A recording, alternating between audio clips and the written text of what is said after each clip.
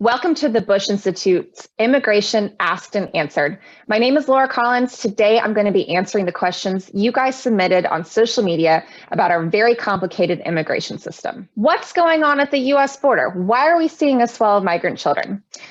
Well, the migrant situation we're seeing at the border is a complicated mix of factors. You've got push factors, the things that are driving people to leave Central America and Mexico, and pull factors, things in the United States that induce people to come to the border to request asylum. One of the things you need to keep in mind here is that the border has been functionally shut down because of COVID-19 for about a year now. So we have a little bit of a pressure system where there's some pent-up demand, people who have been wanting to come and request asylum who haven't been able to. In addition to the devastation that COVID-19 has wreaked on all of us, you've seen a lot of that in Central America as well. And in the fall, two big hurricanes really destroyed livelihoods there. There are a lot of people who are just trying to find another way to support their families and to get out of the poverty and the corruption and the lack of opportunity that they face back home. That is why you're seeing a rush of people at the border. On the other side, because we did have this closed border, now you've seen a little bit of an opening. We're no longer just expelling people quickly under public health guidelines. We have a small exception where we're taking unaccompanied children. We also are starting to slowly process people who were waiting at the Mexico border who requested asylum, sometimes up to 2 years ago. And so that's really what the situation is. When the unaccompanied children are apprehended at the border, where are they held? And are there federally run foster programs for them?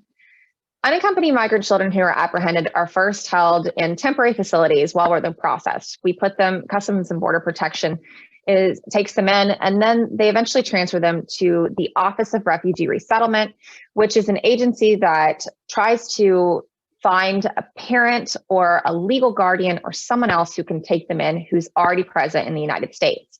While they are waiting for placement with that person, ORR puts them in facilities that are licensed to care for children. So it's not a prison cell, but it is also detention, and they are there hopefully only temporarily while they find placement. As for foster care, if there's not someone who in the United States who can take them in who's a family member or other legal guardian, the US government works with nonprofit partners to find foster care placements for those children. What precautions can we take to stop the spread of COVID-19 at the border? COVID-19, as we all know from the last year, is everywhere. It's touched every nation and touched all of us in many different ways. Some migrants do have COVID-19, just like some Americans here in this country have COVID-19. And there are precautions and protocols put in place to try to mitigate the risk from COVID-19 from anyone crossing the border, whether that's testing of migrants who are being brought in, who have been waiting in Mexico for their asylum claims to be adjudicated, or whether that's testing the unaccompanied minors who we have in custody. I think it's really important, though, to remember that as COVID-19 continues and as we continue to vaccinate and as it starts to abate, this is going to be an issue that impacts us in the long term. And if we want to make sure that we can mitigate the risk from infection during legitimate trade, travel, tourism, we have to work with our regional partners to make sure that this is something that we can combat together. And that includes talking to Mexico and Central America and other nations in our hemisphere to make sure that we are all doing everything we can to eradicate this threat and to keep that infection risk minimized. Are the number of migrants appearing at the border higher than in previous years? We've seen it higher, obviously, than last year when we had a situation where we started to shut down the border because of COVID. It so far is lower than in the last few years where we really saw a surge of migrants. There's a really good chance, though, that we're going to have more migrants than we've ever seen, at least in the last 5 years. And that's a variety of factors. Again, it goes to the complicated situation in Central America, the pent-up demand because of the closed border of COVID. But you really have to consider that there's a couple of things here. One, the US government really does know how to handle a lot of migrants at the border, particularly when you talk about single adults. That is a system, our law enforcement system at the border is built to apprehend and process those people quickly. In terms of asylum, we really do need to ramp up that system and make sure that we have enough capacity to appropriately process people, to get their hearings done, and to return them if they don't qualify for asylum. There's some work that needs to be done. It remains to be seen how that rush of resources to the border is going to go.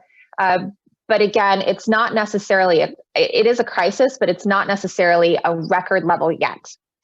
What can we do to protect our border from drug cartels and other criminal activity?